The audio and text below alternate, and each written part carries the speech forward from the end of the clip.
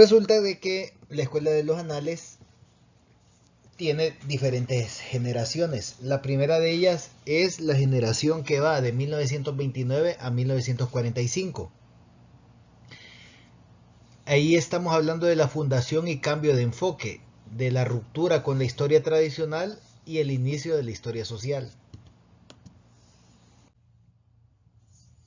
Entonces, la primera generación, que va de 1929 a 1945, aquí hay una ruptura de la historia tradicional, como ya dijimos, y empieza lo que ya es conocido por la escuela de anales, que es la historia social. Entonces, en este periodo de tiempo, hablamos de que la escuela de los anales surge como una ruptura con la historiografía que se basaba en acontecimientos políticos y figuras individuales y propone una historia social con un enfoque interdisciplinario. Además, la historia política y narrativa dominante entró en crisis, ya que no explicaba los procesos históricos en su complejidad.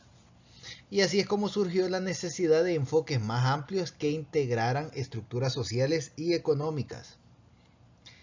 Los fundadores de la Escuela de Anales en 1929 fueron Marc Bloch y Lucien Febvre. Ellos criticaron el positivismo histórico y promovieron una historia más analítica y problematizadora. Y Bloch enfatizó la historia comparada y Febvre destacó la importancia de la mentalidad en el análisis histórico. También se habló de la interdisciplinariedad, en la cual Anales incorporó métodos y perspectivas de la geografía, sociología y economía, y se amplió el campo de estudio para entender los fenómenos históricos en su totalidad. También vemos aquí los conceptos de la historia problema. Entonces se rechazó la historia basada en grandes acontecimientos y héroes y se propuso analizar los problemas históricos en su contexto estructural. Y también tenemos lo fundamental, que es la historia económica en Anales, donde se priorizó el estudio de la producción, los mercados, las estructuras económicas a largo del tiempo, y permitió comprender la evolución de las sociedades más allá de los eventos políticos aislados. Por otro lado, tenemos la segunda generación, que va de 1945 a 1968, y aquí es la historia estructural, la historia en larga duración y la importancia de las estructuras. Entonces, en esta segunda generación, vemos que el que toma relevancia es Fernand Braudel y la teoría de las tres temporalidades. El tiempo corto, que abarca los eventos y acontecimientos, el tiempo medio, que toma en cuenta las coyunturas económicas y políticas, y el tiempo largo, que son las estructuras profundas que cambian lentamente. En esta segunda generación de anales fue liderada por Fernand Braudel y consolidó la historia estructural y el enfoque de la larga duración, destacando la importancia de las estructuras económicas, sociales y geográficas en la evolución histórica. También estamos hablando de la historia del Mediterráneo y su modelo de análisis estructural.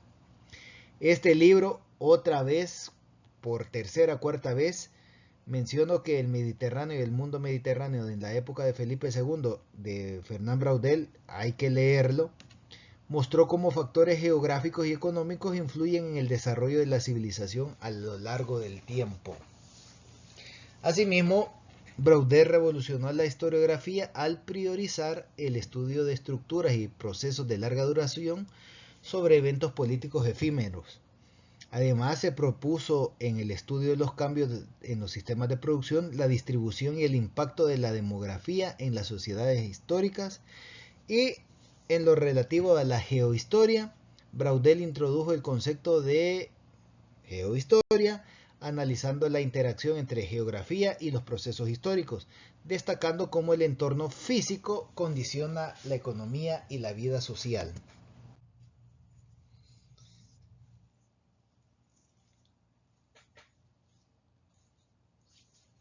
Dentro de esta segunda generación tenemos a un historiador que se llama Ernest Labrousse.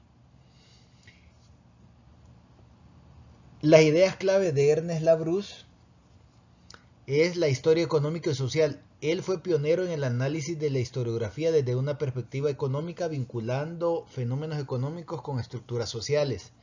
También hablamos de la historia cuantitativa. Aplicó métodos estadísticos y series de datos económicos para entender ciclos de crisis, precios y salarios en el pasado. Además habló de teorías de las crisis económicas. Él estudió cómo las crisis económicas como la del siglo XVIII influyeron en las revoluciones y cambios sociales. También habló del estructuralismo en la historiografía. Él enfatizó el estudio de las estructuras económicas de larga duración sobre los acontecimientos políticos inmediatos. También vinculó los cambios en la población con los procesos económicos, estudiando la relación entre crecimiento demográfico y el desarrollo económico. Y sus estudios consolidaron la conexión entre historia económica y social dentro de la Escuela de Annales, influyendo en historiadores como Fernand Braudel. Por lo tanto, aquí vemos un historiador importante, que es de la segunda generación, pero que no se escucha mucho. Pero acá estamos visibilizándolo.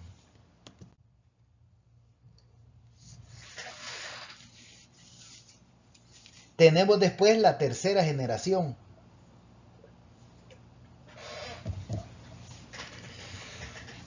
La tercera generación abarca de 1968 a 1970, 80.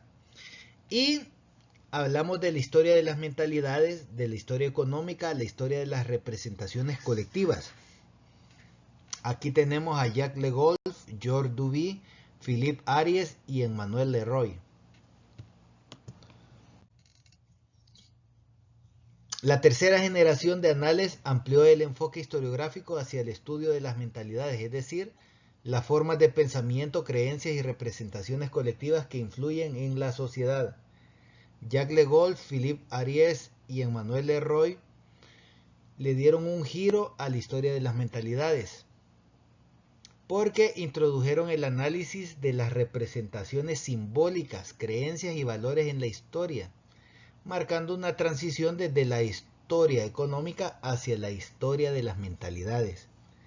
Asimismo, se incorporaron herramientas de la antropología para estudiar cómo las sociedades percibían el tiempo, la religión, el poder y la identidad colectiva. Así pues, ahí vemos cómo la historia y la antropología hay una influencia en la escuela francesa en el estudio de las mentalidades. Y continuando con esa idea, se exploraron las mentalidades colectivas, los mitos y las creencias populares como elementos fundamentales en la configuración de la historia. Y se analizó cómo las representaciones sociales influyen en la economía, por ejemplo, la percepción del trabajo, del comercio y la riqueza. Y también se estudiaron los efectos del clima y los cambios ambientales en las sociedades preindustriales, mostrando cómo los fenómenos naturales afectaban la producción agrícola y la crisis económica. Aquí tenemos a estos dos historiadores de esta generación, Philippe Ariès y Emmanuel Leroy. En el caso de Philippe Ariès, él se involucró con la historia de la infancia. La infancia es una construcción social. En la Edad Media los niños eran vistos como pequeños adultos sin una etapa diferenciada. Entonces, aquí lo que vemos dentro de la idea de las mentalidades es ese concepto de niñez, adolescencia, adultez. Entonces, Ariès nos dice que en la Edad Media no existía la idea de los niños, de un niño infante, hay que cuidarlo, sino que es ya un adulto que hay que trabajar. Eso nos explica por qué en la época industrial, durante la revolución industrial, teníamos gente de 7 años trabajando. Es decir, no eran niños. Nosotros en el presente decimos, había trabajo infantil, pero para la mentalidad de la época no era trabajo infantil, sino que eran personas que tenían la capacidad de trabajar y por lo tanto se contrataban. También tenemos que actitudes hacia la muerte han cambiado desde la Edad Media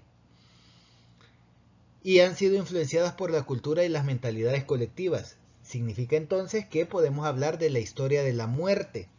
Y la historia de la muerte pues puede ser vista como algo negativo y una tristeza, o puede ser visto como algo natural y que al final la muerte es un descanso más que un castigo, así que es algo positivo. Así que la mentalidad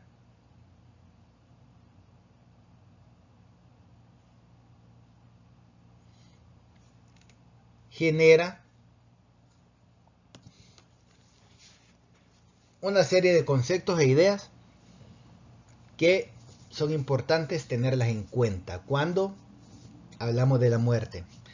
También está la historia de las mentalidades. Acá se analizó cómo las emociones y las percepciones colectivas evolucionan e influyeron en las costumbres y rituales de diferentes épocas. También hablamos de la construcción social de la familia. En ese sentido se estudió la transformación de las estructuras familiares y las relaciones afectivas entre padres e hijos a lo largo del tiempo. Además, hablamos de la cultura de la muerte y rituales funerarios, donde se identificó cómo las prácticas y representaciones de la muerte reflejan cambios en las sociedades y la mentalidad colectiva. Y por último, Philip Aries mostró cómo en la Edad Media la gente tenía una visión cíclica del tiempo, mientras que en la modernidad se impuso una concepción lineal y progresiva.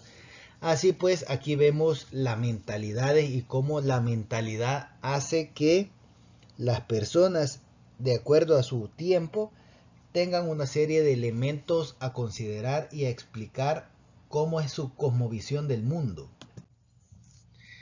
Y tenemos a Emmanuel Leroy, el cual le apunta a la microhistoria y el estudio de las comunidades rurales. Aquí él analizó la vida cotidiana de los campesinos del siglo XIV a través de registros inquisitoriales. También hablamos de que estudió cómo los cambios climáticos afectaron la economía, la demografía y la sociedad a lo largo del tiempo. Además, cómo la historia cuantitativa y serial aplicó métodos estadísticos y cuantitativos para analizar procesos históricos en la demografía y la economía, y cómo las perspectivas dentro de la larga duración pueden ser aplicadas en esto de la microhistoria, de la historia climática, de la historia cuantitativa y serial. Es decir, que la larga duración es importante para Leroy en el sentido de que puede ver las coyunturas, las estructuras y la larga duración dentro de un mismo hecho histórico. Asimismo, basó su investigación en testimonios inquisitoriales para entender la cultura popular medieval, es decir, que hizo un uso de fuentes judiciales para reconstruir la vida cotidiana. Y por último, su enfoque integró la historia como la antropología, analizando las creencias, comportamientos y representaciones colectivas. Por lo tanto, acá tenemos las primeras 3 generaciones de la Escuela de los Anales que nos permite vislumbrar su trabajo desde 1929 hasta la década de los 80.